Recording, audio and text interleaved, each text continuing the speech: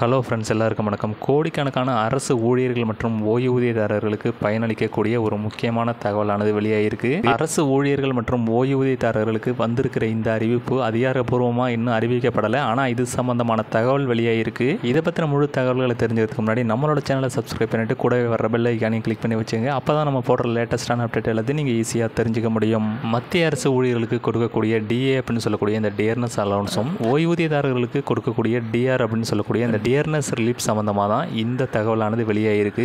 ஏற்கனவே அரசு ஊழியர்களுக்கு அலவன்ஸ் அப்படிங்கிறது 55% கிடைச்சிக்கிட்டு இருக்கு.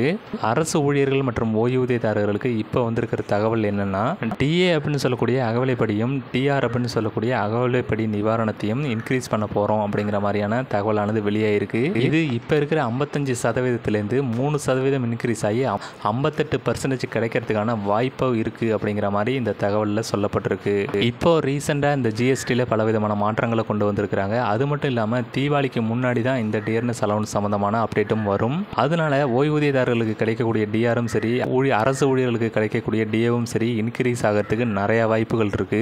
அரசு ஊழியர்களுக்கு கிடைக்கக்கூடிய இந்த அகவிலைப்படி அப்படிங்கிறது ஜூலை மாதத்திலேருந்தே பொருந்தும். அப்படிங்கிறதுனால அகவிலைப்படி உயர்த்தப்படுற பட்சத்தில் அவங்களுக்கான இந்த உயர்வு அப்படிங்கிறது ஜூலை, ஆகஸ்ட், செப்டம்பர் இந்த 3 மாதங்களுக்கான அகவிலைப்படி அப்படிங்கிறது அக்டோபர் மாதத்தோட சேர்த்து கொடுக்கப்படும். அதாவது இந்த அரியர் தொகை சேர்த்து கொடுக்கப்படும் அப்படிங்கிற மாதிரியான தகவலும் வெளியாகிருக்கு. இந்த அகவிலைப்படி உயர்வு அப்படிங்கிறது அரசு ஊழியர்கள் மற்றும் ஓய்வூதியதாரர்கள் வாங்கக்கூடிய சம்பளம் மற்றும் ஓய்வூதியத்தை பொறுத்து அவங்களுக்கு கிடைக்கக்கூடிய இந்த அலோன்ஸ் அப்படிங்கிறது மாறுபடலாம். அரசு ஊழியர்கள் மற்றும் ஓய்வூதியதாரர்கள் சம்பந்தமான இந்த தகவல் யூஸ்ஃபுல்லாக இருந்ததுன்னு நினச்சிங்கன்னா வீடியோவை ஷேர் பண்ணிவிட்டு மறக்காமல் நம்மளோட சேனலை சப்ஸ்கிரைப் பண்ணிவிடுங்க.